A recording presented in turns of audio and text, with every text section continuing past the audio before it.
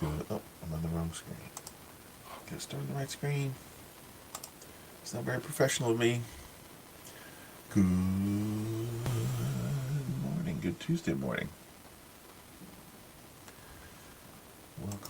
Welcome to Dev Jobs Daily.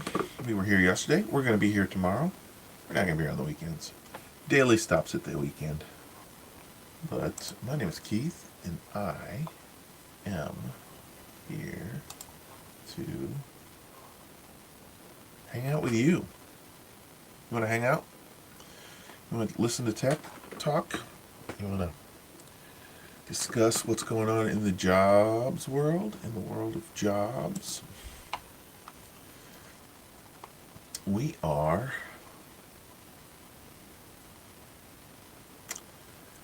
in spring break week this week in Austin, Texas.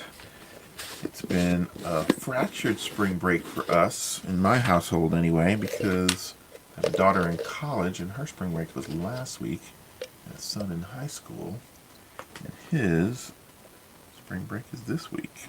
So,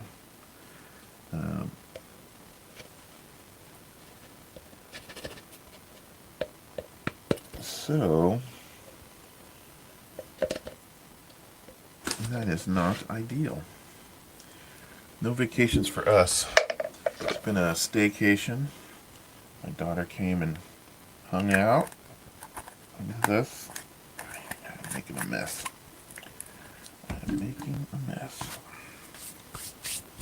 My daughter came out and come to hang out with us last week. My son sleeping till 1 in the afternoon this week.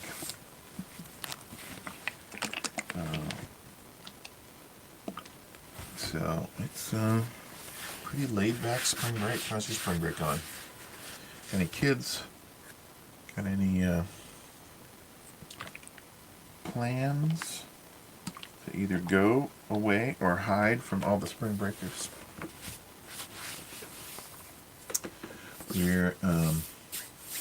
We're here as a hangout for you to get your job applications out. The goal of this stream is to be a hangout for people who are in the job search, specifically in the tech space, but it could be in the greater business space too. We're going to be talking more probably about programmers and the tech world, but if you just need a place to be consistently hanging out while you're getting out those job applications, this can be that. If you know anybody else who's in the market,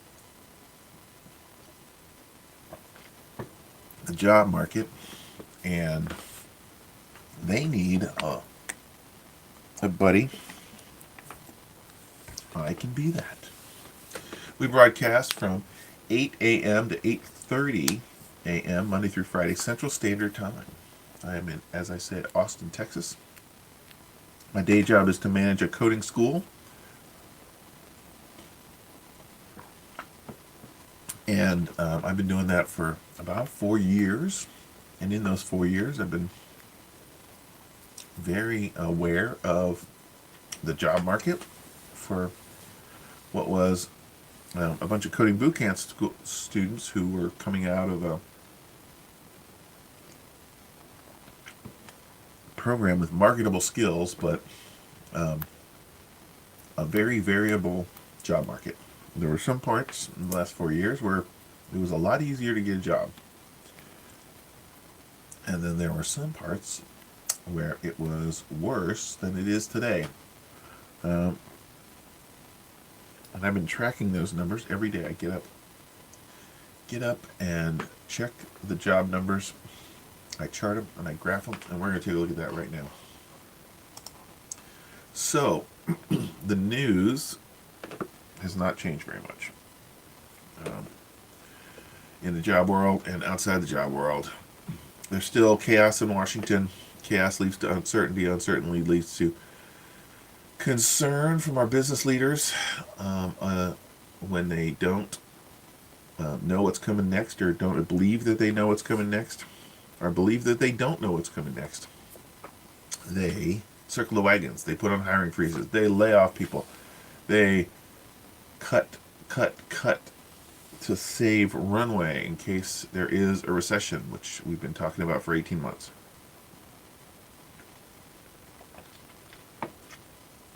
Really longer than that. I mean, we've been talking about a recession since the pandemic started to wind down. Talks are renewed. I've been hearing that R word a lot more in the news in the last month. In particular, because a bunch of tariffs are being thrown around and the uncertainty that that is causing in the world. Tariffs, whether you believe they're good or not, in the long run, in the short run, they definitely have an inflationary effect. I am not an economist, but I listen to an annoying amount of economists, and they all tend to agree with that. That prices are going to go up when you start throwing tariffs around.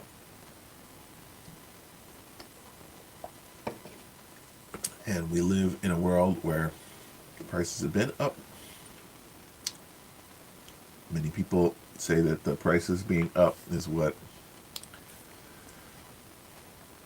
accounts for the new administration. So I don't know. What's going on. Let's look at the numbers though. We got 3 graphs here: the last 7 days, the last 6 months, and the last year. These are JavaScript jobs, so they are a thumbnail and an indicator of where the web is and where it's going, and you can see that it is flat.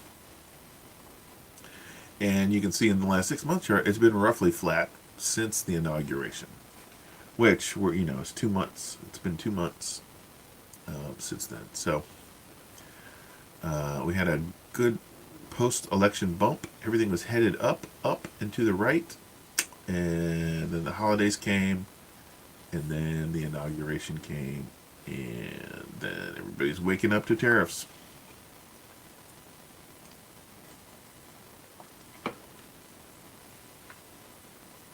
A lot of schadenfreude on the left.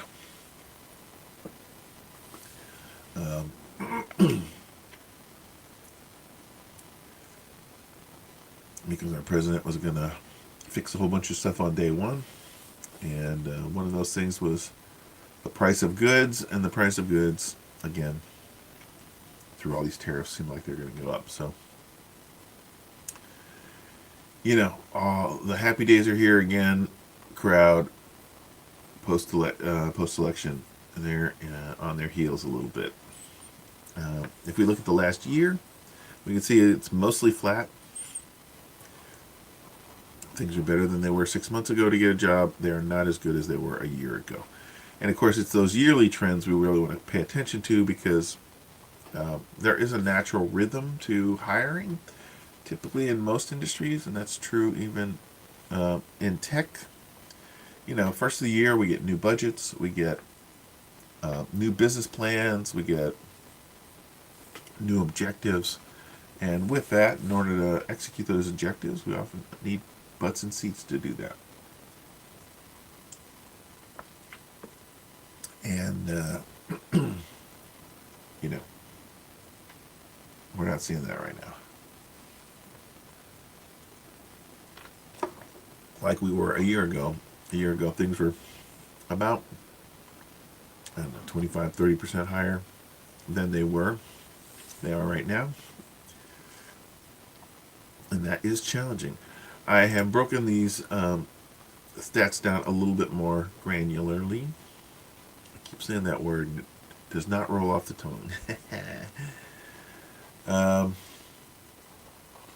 So if we look at JavaScript jobs in all of the United States, again, nice spike at the beginning of the year, completely flat, but because of that disparity, we do have a trend line, but it is clearly flattening from what was very steep at the beginning of the year to nearing flat. The red line here is the remote jobs. The remote jobs are, of course, important because you can, if you're in the market, you can apply for jobs that aren't in your local area. So The higher that number is, just the more overall job opportunities you have. Pre-pandemic, that number would have been probably half of what it is now. Um, During the pandemic, that number went way up, of course. We're settling in with all this talk of return to office uh, and letting go of people who don't want to return to office. The numbers have been pretty flat in terms of job postings. There are still jobs out there for remote workers. Most of those jobs are for mid-level. That's what this chart over here is. Mid-level is the red, senior level is the yellow, and entry level is the blue. The numbers that we're getting, where we're getting these numbers is from Indeed.com. Indeed has, by a third party's account, between 15 and 20% of all the job postings on there. So when you see a number that is, roughly 15 new job postings a day on Indeed, you can multiply that times 5 and get a rough thumbnail of how many jobs are being posted every day. And if that holds true in this case, we got almost 100 remote roles a day for entry-level workers, considerably more for mid-level developers. And, most people, if they're really, really grinding, get about 10 to 20 applications out a day. So plenty of opportunities for you to, even in what feels like a flat economy, get a lot of job applications out. Of course, the goal here is to get at the top of the stack, meaning you want to get those job applications out when they are as fresh as can be. So when you hit Indeed.com, make sure you use this little filter over here that says last 24 hours. Get up every morning, and I would suggest at 5 p.m. and take a swing at it. See the freshest, newest job postings and get those apps out. You want to be at the top of the stack. No matter how good you are, how experienced you are, how perfect you are for the role, if you are at the bottom of the stack, chances are you won't even get looked at. Because it's so easy with these Indeed job boards and monster job boards and all the job boards to apply for jobs. So companies find themselves with an embarrassment of riches these days. It is definitely an employer's job market, not a job seeker's job market. And as a result,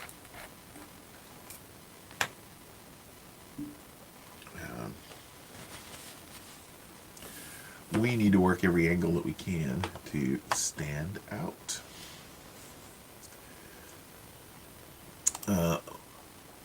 Primarily where you do that is on LinkedIn. I spend a lot of time on LinkedIn because that's where the recruiters are, that's where the job posters are, and because they have this really nice little LinkedIn newsfeed. And so every morning I take a look at what's on the LinkedIn newsfeed, and I check in to see what's going on in the not only tech but the greater business world. I saw egg prices finally easing. Headline, did not click on it, but eggs played a big role in this last election. The price of eggs, at least. Let's see what we got here. Google to acquire Wiz for $32 billion. This is a big deal. The last administration was not particularly friendly to M&A, mergers and acquisitions, especially from the largest tech companies out there. They were very antagonistic against mergers and acquisitions, and so if a big purchase or sale like this was announced a year and a half ago, there's likely that the Justice Department will be looking into it for anti-business practices. That term just fell out of my head. And it would likely that the scrutiny from the government would not uh, would be a non-starter. And as a result, for the last 4 years, um,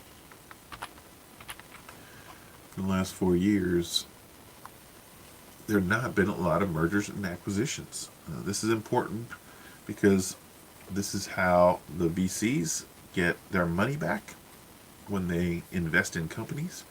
So the more they get big, cash back, the more they'll feel like, I'm sitting on a big pile of cash, and that cash is not making me money. I need to take the opportunity to invest that in some new opportunities. And with those investments come more hiring. So that's what we want to see. A lot of lagging indicators here. Again, new administration, lots of uncertainty in the market. Not great in terms of headwinds, but the big Mag 7, as they're referred to, they're sitting on a lot of cash, man. They're sitting on a lot of cash. The VCs might be a little more reticent with the job market until things calm down, but not Amazon, not Apple, not Google, not Facebook, not Netflix. They got big stockpiles of cash that they could be putting in the marketplace.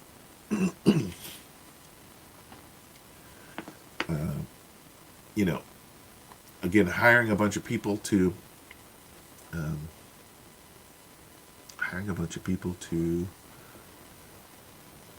start new, add new features, start new parts of the business is expensive and it's risky. But if you look at a business that's already making money, that's doing very well, that could be additive to your business model. There could be some ways that your business and that business combines to make them both more efficient and more profitable.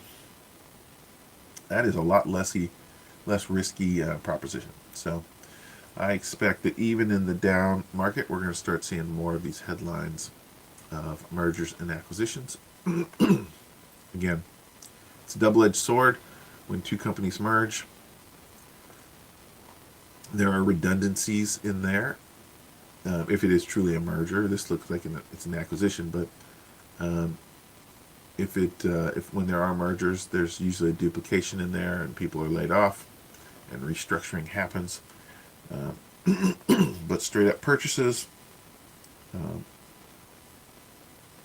necessarily act like that. So we got Google parent Alphabet acquiring cybersecurity company Wiz in a $32 billion cash deal.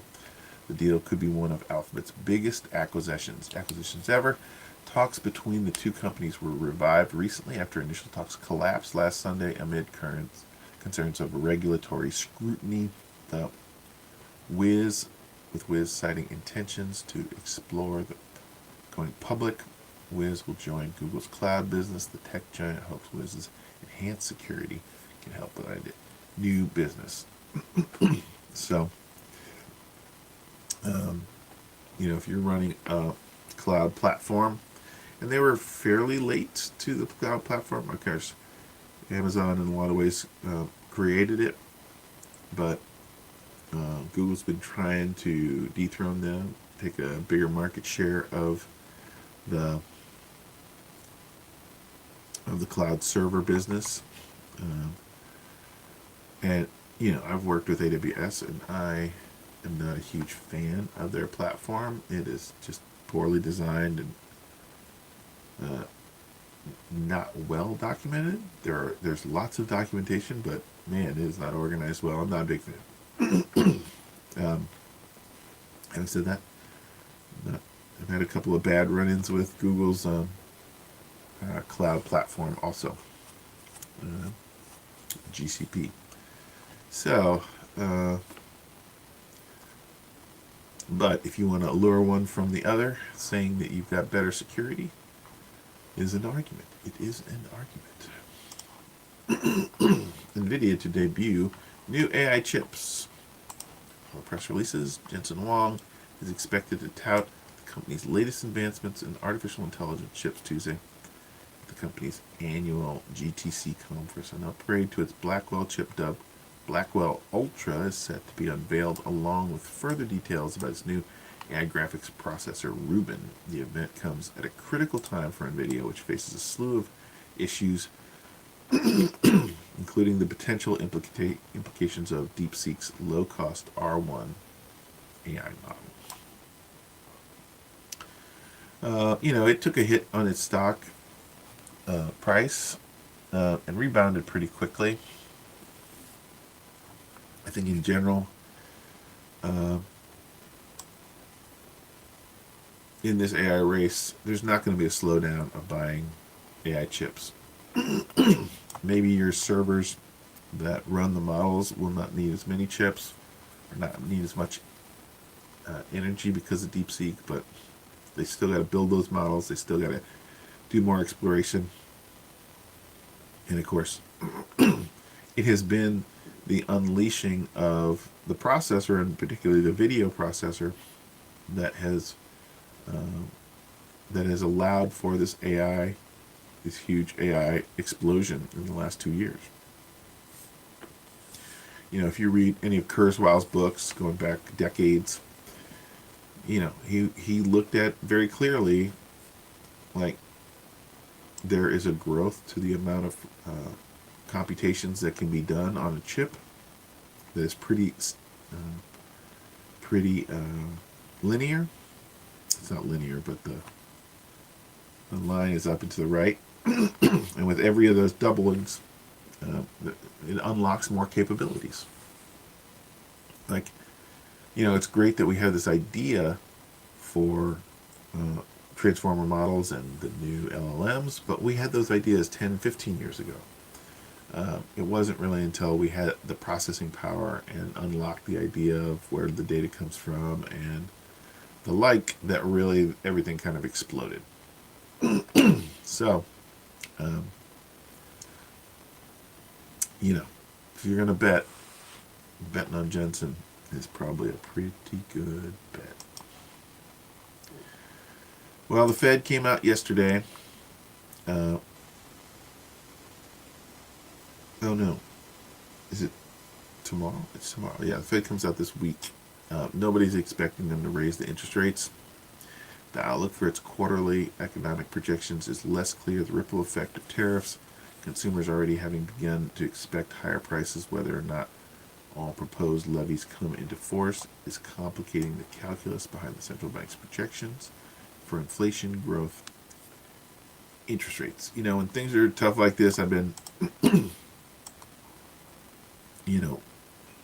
in the professional world for 35 years.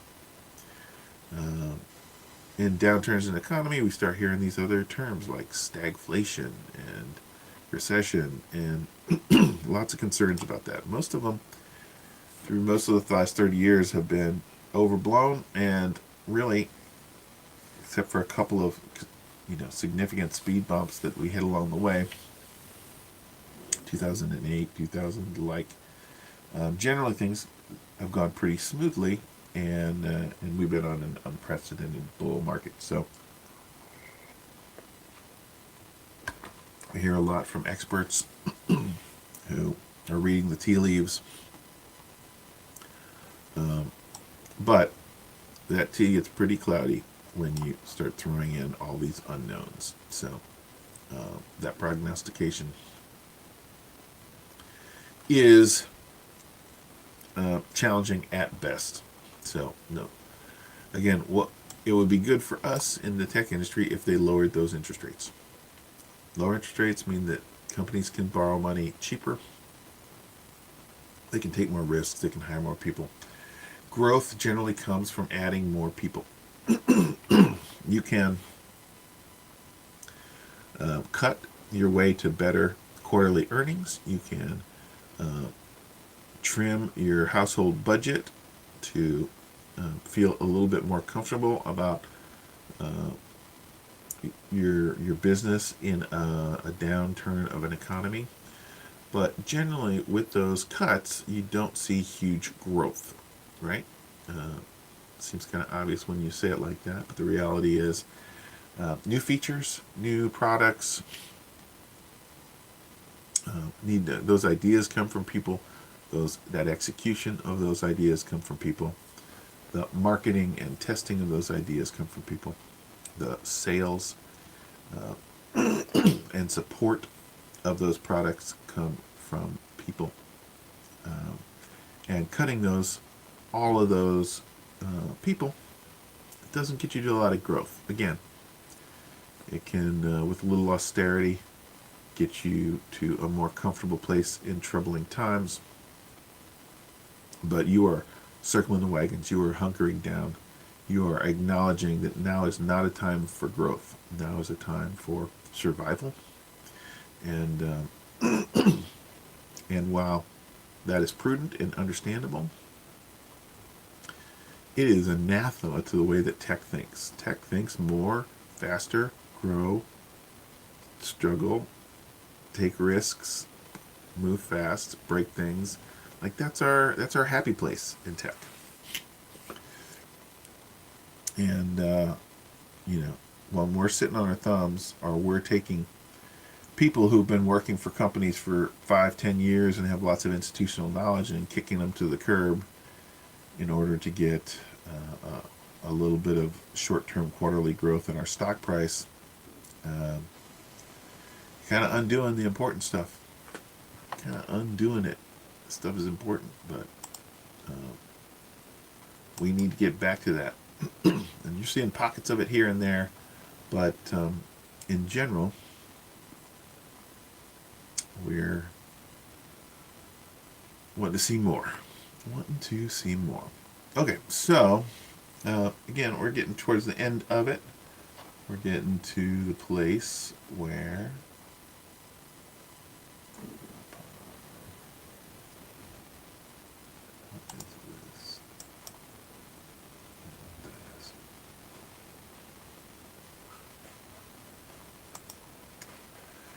okay, we're getting down to it. It is Tuesday, March 18th. We're on the back half of March already. We're speeding towards the end of Q1. We'll be talking about Q2 numbers pretty soon. And I will be here tomorrow morning. In the meantime, and in between time, get those job applications out. Do not sit on them. Use every angle you can. Make this the day that you're going to redouble your efforts. You're going to put in a little bit more effort. I've got spring cleaning stuff to do around the house this morning. I got to cut the grass. I got to finish cleaning the pantry, which I started yesterday. All that fun stuff when you get a little bit of extra time. And hopefully some extra hands around the house to help you out. That's what my day is looking like. What else?